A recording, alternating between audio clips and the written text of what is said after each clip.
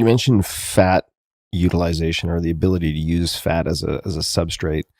Are there things, and specifically what's coming to my mind, such as fasting or intermittent ketosis, that help you to use fat in such a way that it transfers to zone 2 training? Is there any crossover, I suppose?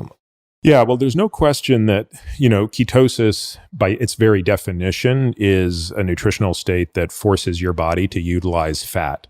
And depending on how much you're intaking, some of that fat could be endogenous. So again, exogenous is the fat that you put in your body. So what fat you eat is exogenous.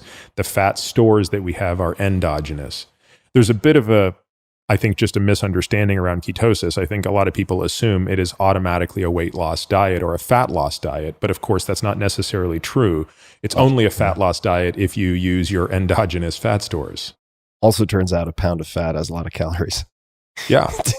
So, I could gain weight on a ketogenic diet if I ate enough, right? Now, the advantage of ketogenic diets for most people is that they're quite satiating and you don't want to eat endless amounts in the way that if you went on the all Dorito diet, which I've also pioneered.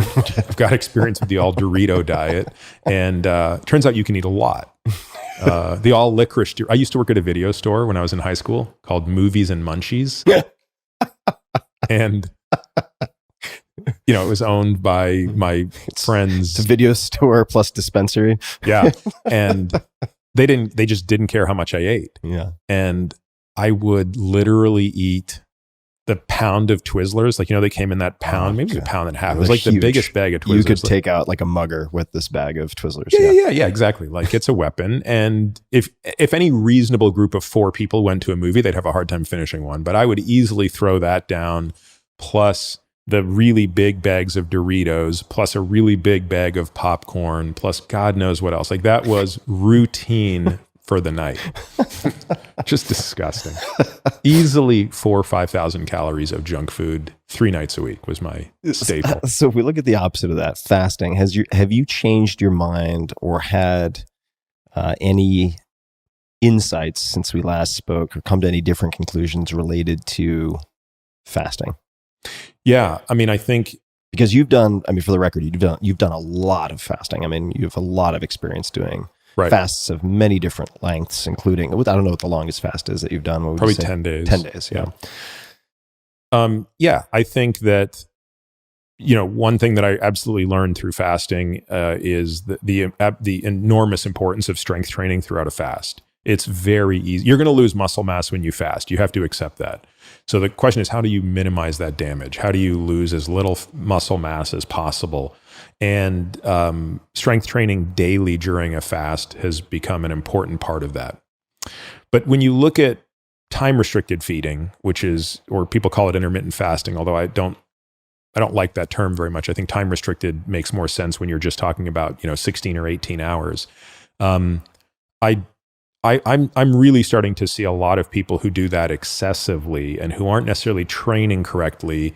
They lose weight, but they're losing muscle more than they would want to see. And, we just had a patient who we did a DEXA scan on last week. And it was probably the first one we've done in 18 months on him. And in that 18-month period, his body weight had not changed. Maybe he was a bit lighter, actually. He might have lost 4 pounds.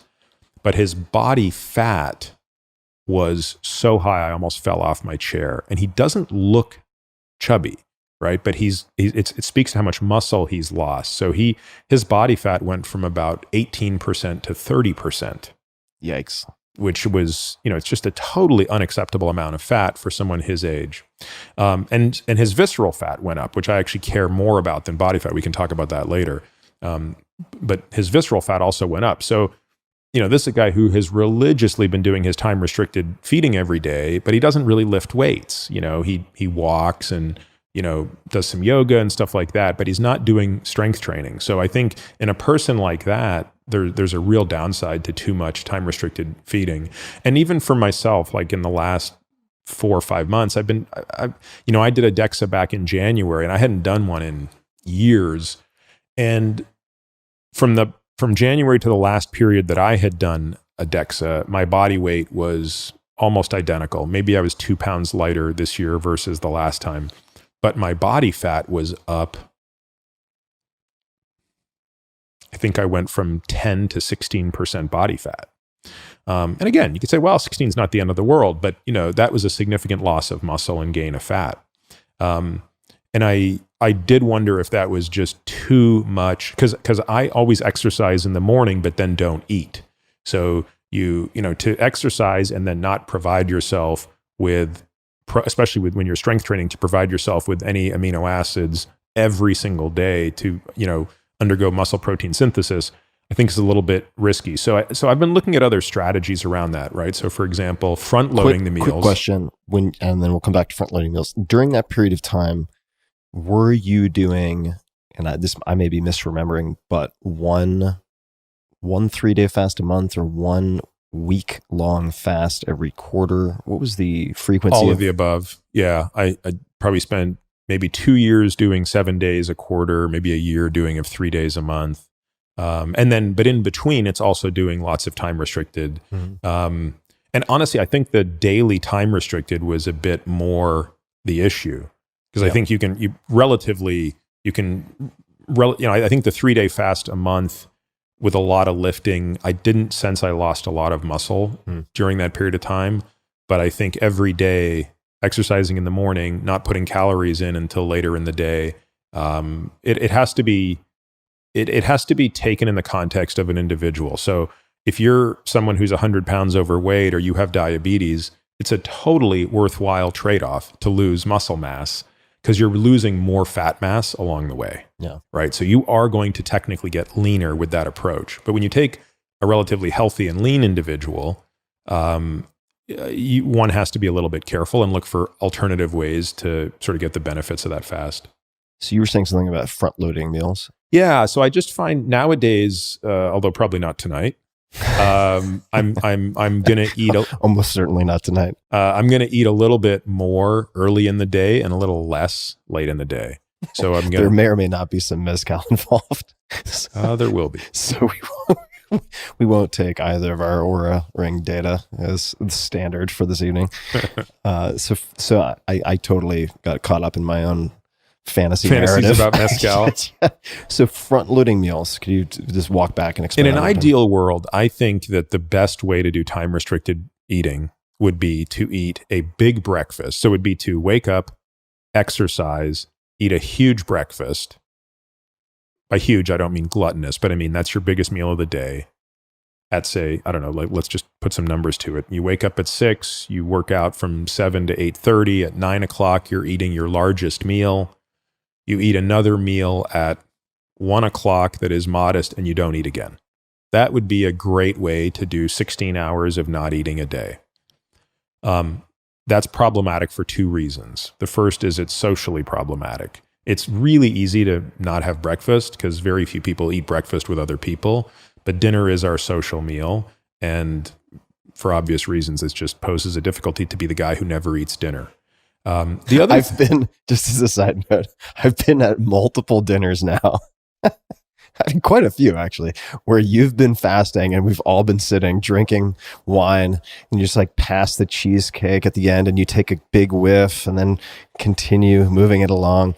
It's entertaining, but it is pretty antisocial. Yeah. To be that guy.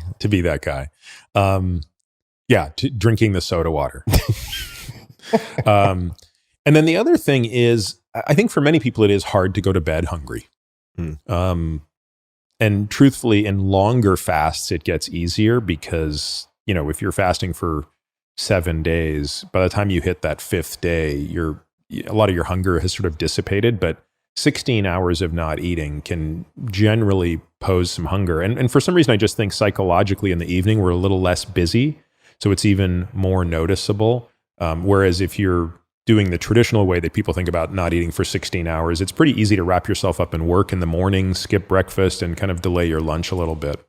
So, I don't know that I have a great answer for that, other than I think people should be a little cautious and not just apply the same hammer to every nail, and kind of think about their own physiology a little bit, and rely on these technologies like DEXA to make sure, Yeah. which again is so readily available, relatively inexpensive, and provides both good information about body composition and also this thing of visceral fat that, Well, we'll come to the visceral fat in just a second.